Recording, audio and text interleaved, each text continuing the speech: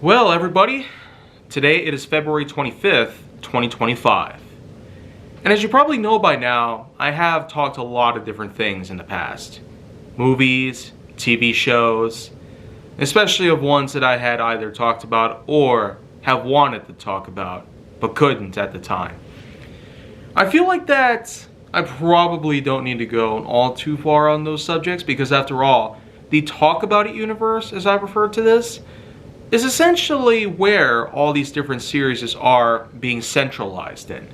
And the Talk About It universe, or TAIU for short, will in fact be the main host, where all these inclusions of films I should have talked about years ago, films I'm willing to talk about again, and TV shows that deserve the spotlight, they will all be cast from within. But the Talk About It universe, of course, can always expand upon to different forms of media. And I feel like that one thing that I had done recently that I feel like could have had its own independent series is video games. Yeah. If you're familiar with another show of mine, Honest J Nowak, there was an entire segment of HJN Season 4 that I had dedicated to video games known as HJN Super Graphics. That, of course, was a sequel to the highly acclaimed HJN Graphics, in which that I had talked about various video games that I played, like Uncharted 4, Dragon Ball Z Kakarot, Final Fantasy VII Remake, and many others. But having video games in its own independent series that's not exactly core-aligned or directly connected to other series on this channel probably will be something that at least formulates itself as a good idea in my mind. And I feel like that by now, considering the fact that there have been some delays with getting films I should have talked about years ago, Season 3 up and running, maybe to fill in the time, what I'm going to do here is I'm going to start up a brand new series. So, with that in mind, here we go. Video games that are totally awesome. Or VGTATA for short. So with that in mind, why don't we go on ahead and get started here. The main core component of video games that are totally awesome, or VGATAT, or TAT, yeah. It's probably going to be a bit hard to get this acronym put together here, only because this was something that I had recently put together. Anyways though, well in due time I will get that figured out. For now though, let's get started here. What I'll mostly be doing here in regards to this series is talking about older games, ones of which that I have played over the years. And I feel like that while I could have talked a bit about these in HJN Super Graphics, a lot of times video games that I have been known to play back in the day weren't exactly up to code on modern day consoles. Even though PlayStation Plus has its own series of classics like Ratchet & Clank, Jak and Daxter, Thrillville, and many others. Even some of the more rare, obscure titles. Yeah. But in any case though, I feel like that one good way to get started here is to talk about a bit of a series. A series that, wouldn't you know, it predates to a now famous crossover series that has been around since 2010. MX versus ATV is what I'm talking about here. But no, what we're going to do here is go back about 10 years earlier and go back to a point where they were just independent pieces. The MX series and ATV Offroad Fury series are in fact series of games that eventually would combine together to formulate what we now know as a well-known franchise. A franchise that has been around for more than 20 years. And just think, since the turn of the millennium, PlayStation 2, PlayStation 3, PlayStation 4, PlayStation 5, Xbox, Nintendo gamers of all sorts, even gamers that would have had their own time spent on other consoles throughout that time. They all came around here, and we could probably agree on one thing. These games were amazing. The true sportsters of the MX and ATV series were in fact ready and willing to take on the likes of video games. So, without further ado, I'm going to get started on the ATV Offroad Fury series. And there's no better way to begin than to go back to the very beginning. Basically speaking, in early 2001, there came along Sony Computer Entertainment and Rainbow Studios' ATV Offroad Fury. Released on the PlayStation 2 in February 2001, not long before Disney's California Adventure would open to the public for the first time, ATV Offroad Fury would in fact become the very start to which what would lead to a big success.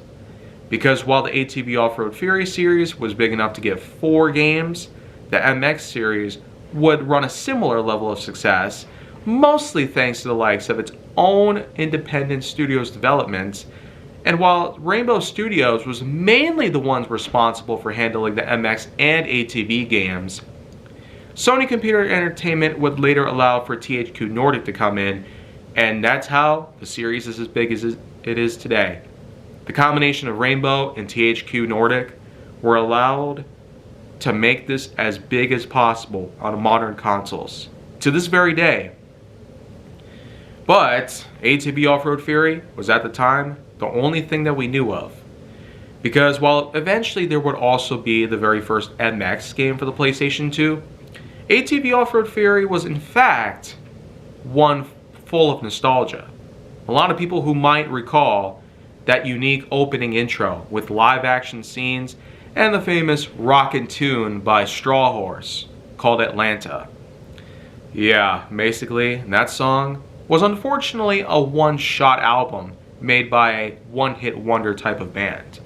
Yeah, if you're familiar with another one-hit wonder band like Four Non Blondes, Straw Horse unfortunately did not rise that big to get as popular as it could have been today. You know, because even with the inclusion of the song at the very start of the game, it was unfortunate that Straw Horse could not have gotten that big out there compared to other rock bands at the time. But hey, there's still a big handful of memories for those who might remember the game and who might remember Straw Horse as a whole. And Straw Horse's intro sequence for the first ATV Offroad Fury was one for the ages. Because the way we're looking at it now, 24 years later, it really goes to show they have indeed made a good call. Anyways though, once the intro is up, we do have ourselves the menu in which that we get to pick between different championships, time trials, races, and etc. Different game modes of course were common in racing games even up until this point in the PlayStation 2's lifespan. And from there, we do have a selection of up to 12 different ATV models to choose from, coming from different companies, like Honda for instance.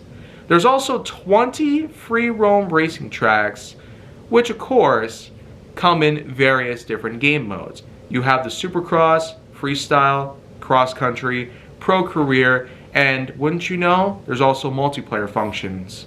Yeah. It was important to note that because the internet was technically still in its heyday, its earlier days, with AOL still pretty much being tenfold. But Fate would pretty much have its chance on the original America Online sometime later, but until that happens, well, ATV Offroad Fury did allow for multiplayer capabilities. And I'm not just talking about the variety that included multiple controllers, as the PS2s utilized multiple controller ports. But above all that though, the racing in this game might be a bit dated for what it is. After all, there wasn't a lot that you could do on the PS2, but the presentation alone and the sheer nostalgia that comes out of it by today's standards were more than enough to solidify this game, plus all the sequels, into the edge of infamy. They not only brought a lot of people back to it many years later, but they sure did pave the way. Or you could even say they pioneered their way. To a point where eventually both them and MX would come together one day, years later. And ever since then, they sure did grow up to be a big series. Even to this very day in 2025. But in terms of my overall experiences with the game, I will say, while it was a bit average by racing standards, as I had played a lot of racing games, Not just the ATV Offroad Fury games, but there were also the MX games, there was Burnout, there was Gran Turismo, there were a couple of kart racing games back in the day, and there were also a few others along the lines. So you could say that there were plenty of racing games even by PS2 standards, because while today there's definitely a lot of fantastic picks out there, back then I'm sure a lot of people will have nostalgia over such titles that probably didn't get as big or as popular as they probably could have. But overall, I'd say between the selection of the ATV models, the tracks, and the different game modes, the ability to play with friends or family, the abilities to have music around, it's impressive that Rainbow and Sony were able to get the rights to so many copyrighted songs. But don't worry, there certainly are way more in the sequels, because when I talk about those, you'll see why. Of course, while there is Straw Horse's inclusion in the first game's soundtrack, there of course were a good handful of others. And it certainly is something worth talking about here. I mean, we could not only talk about Straw Horse, but wouldn't you know, there was also Ultraspank, Anthrax, Primus, Cirrus, and even Dan Gallagher. So, you could say they put a lot of good money into the soundtrack for this game, which I feel like is probably one of the biggest strengths that allow for nostalgia to tie it together. It's not only about the game, but it's also about the bands and artists in question. And while there's a good amount of memorable names out there, there are still a good handful of obscure pieces that most people seem to like way better. And that's probably for the best. Giving support in a posthumous manner probably is better than showing support at something that's already made a lot of money or is something we already know about.